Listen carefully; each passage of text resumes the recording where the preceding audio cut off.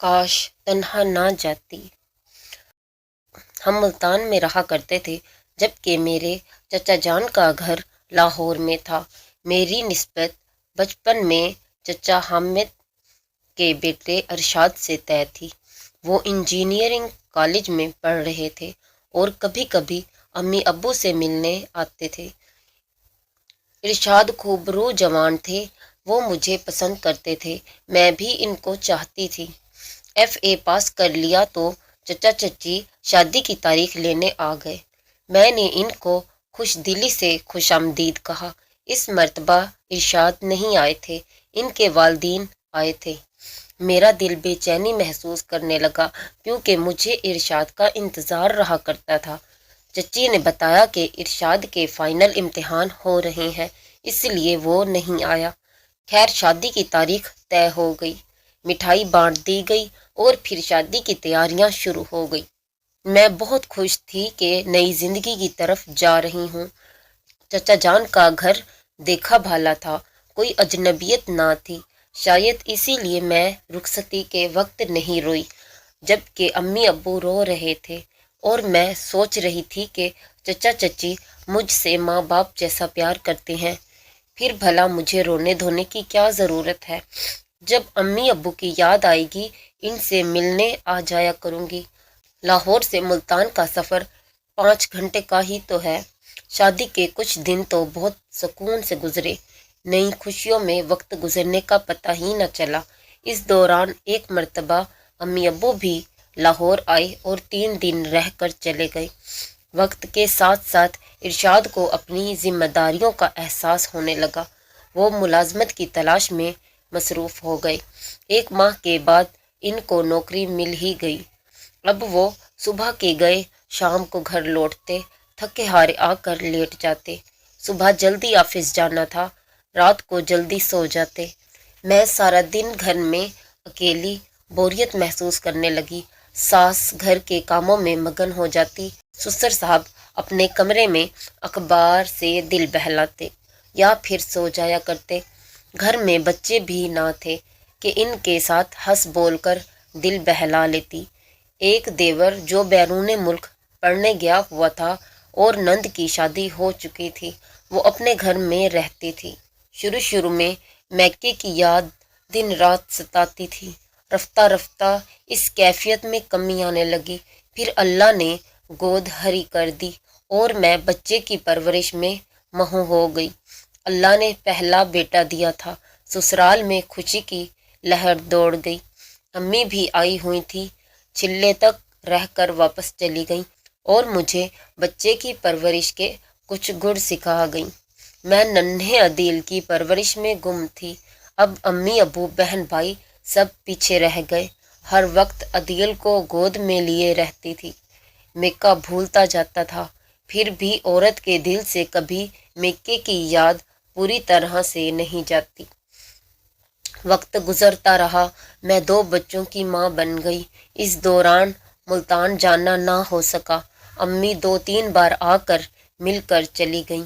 بہنیں فون کرتیں تو شکوہ کرتیں، باجی تم تو بڑی کٹھور نکلی، شادی کے بعد بس لاہور کی ہو کر رہ گئی ہو، کبھی ہماری یاد نہیں آتی کیا؟ میں جواب دیتی تم لوگ بھی کٹھور دل ہو، اگر میں بچوں کی وجہ سے نہیں آ پاتی تو تم لوگ ہی آ جاؤ، تم کو کیا مجبوری ہے جو نہیں آتی ہو؟ وہ کہتیں کیسے آئیں، کالج اسکول بھی تو مجبوری ہے، جب سب کی چھٹیاں ایک ساتھ ہوں گی تو آ جائیں گے۔ کبھی کہتیں ابو لائیں گے تب آئیں گے نا۔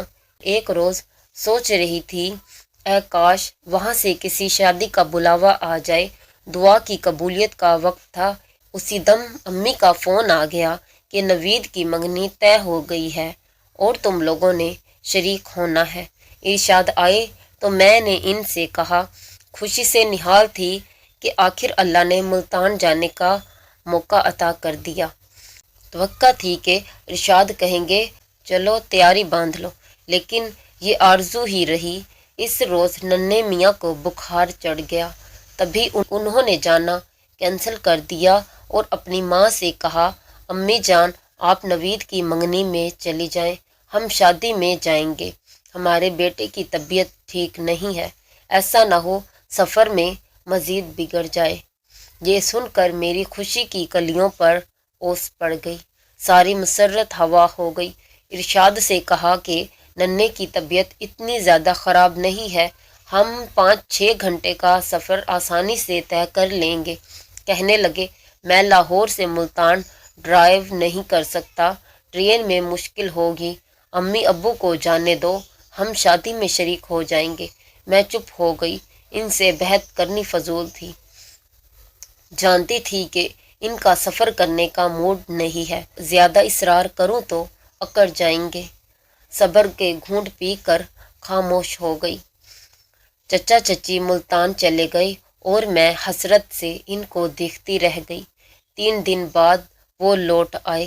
امی کو میرے شریک نہ ہونے کا دکھ تھا، آخر کو سگی بہن کی منگنی تھی۔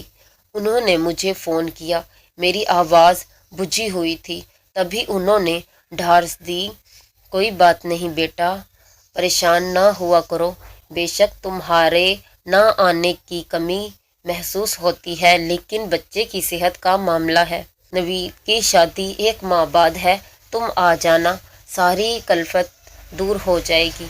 وقت تیزی سے گزرتا ہے، 1 ماہ بھی گزر گیا اور پھر نوید کی شادی کا کارڈ آ گیا۔ میں نے جلدی تیاری باندھ لی۔ جانے سے پہلے 2-3 بار میاں نے ارشادہ کہا کہ ملتان میں سخت گرمی ہے، کہیں بچے بیمار نہ پڑ جائیں، اچھی طرح سوچ لو، مگر میں تو تپی ہوئی تھی، تنگ کر بولی، سوچ لیا ہے، سگی بہن کی شادی ہے اور میں نہ جاؤں؟ آپ بھی کمال کرتے ہیں، اگر آپ کی بہن کی شادی ہوتی تو کیا آپ شریک نہ ہوتے؟ ارشاد کو چھٹی نہ ملی، ہم نے تیاری باندھی اور رکشا میں بیٹھ کر ریلوے اسٹیشن آ گئے۔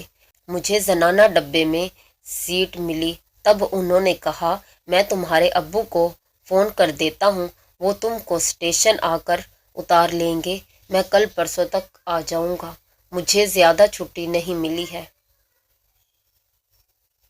میں نے جواب دیا، ٹھیک ہے، اتنے دن میں وہاں رہ لوں گی، آپ شادی ختم ہوتے ہی واپس چلنے کا حکم دے دیں گے۔ ارشاد نے مجھ کو زنانہ ڈبے میں سوار کرا دیا اور ابو کو فون کر دیا، ٹرین اور ڈبہ بھی بتا دیا۔ میں خوشی ڈبے میں بیٹھ گئی، کسی قسم کا خوف محسوس نہ کیا، بس جانے کی سرشاری میں ڈوبی ہوئی تھی، جبکہ ارشاد مجھے اکیلے بھیجنے پر راضی نہیں لگ رہے تھے۔ ان دنوں چچا چچی دونوں فلور کا شکار لگ رہے تھے، وہ نہیں جا سکتے تھے۔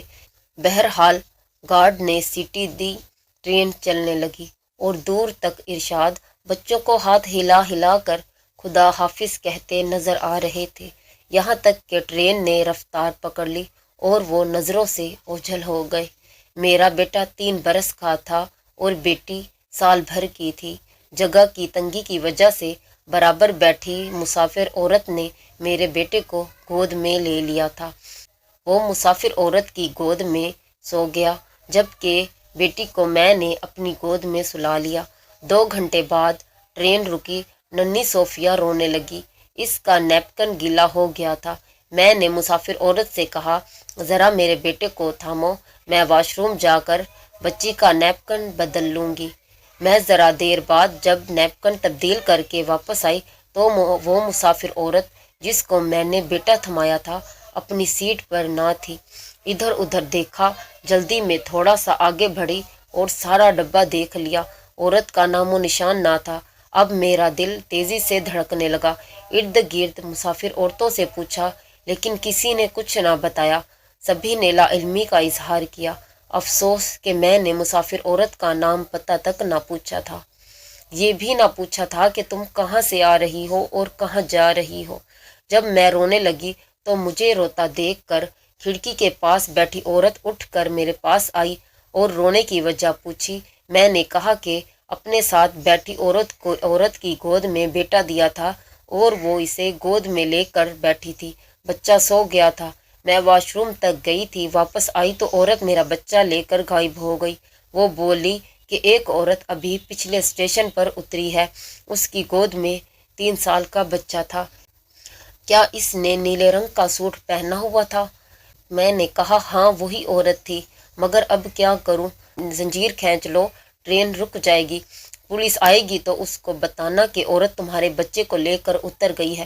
میں نے ٹرین کی زنجیر کھینچی، بہت زور لگایا مگر شاید زنگ آلود ہو چکی تھی، مجھ سے کھینچی نہ گئی۔ تبھی ادھر سے کولڈ ڈرنک والے کا گزر ہوا، اس نے مجھے پریشان زنجیر کھینچتے دیکھا تو پورا زور لگا کر زنجیر کھینچ دی۔ ٹرین آہستہ آہستہ ہوتے ہوتے رک گئی۔ ٹرین کے متعلقہ عملہ آیا، میں رو رہی تھی۔ عورتوں نے بتایا کہ پچھلے اسٹیشن پر کوئی مسافر عورت ان کا بیٹا اٹھا کر اتر گئی ہے۔ ڈبے میں شور مچ گیا، پولیس آفیسر نے مجھے نیچے اتار لیا، پھر انہوں نے میرے شوہر کو فون کر دیا اور اپنے طور پر جو ہو سکتا تھا کیا، مگر وہ عورت نہ ملی۔ جانے وہ میرے لختے جگر کو لے کر کہاں چلی گئی، یہ تلاش کے باوجود کوئی سراغ نہ مل سکا۔ یہ ایک ایسا زخم تھا جس نے مجھے جیتے جی مار دیا۔ آج اس واقعے کو 30 برس سے زیادہ بیت چکے ہیں، مگر یہ زخم جیسے پہلے دن کی طرح آج بھی ویسے ہی ہرا ہے، اور جب تک میں زندہ ہوں یہ ہرا ہی رہے گا۔ مت پوچھئے کہ ارشاد کا کیا حال ہوا۔ آج زمانے کی ساری خوشیاں، تمام سہولتیں ہمارے پاس موجود ہیں، لیکن ننھے ارسلان کی جگہ کوئی شے نہ لے سکی۔ وہ آج بھی میرے دل میں ہمکتا ہے اور اس کی یاد مجھے کسی پل قرار نہیں لینے دیتی۔ میری باہیں اس کو گود میں بھرنے کو ترستی ہیں۔ کاش میں اپنے شوہر کے بغیر اکیلے سفر نہ کرتی تو یہ سانحہ پیش نہ آتا۔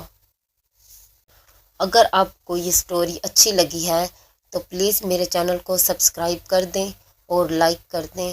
جزاک اللہ۔ اللہ آپ سب کو ہمیشہ خوش رکھے۔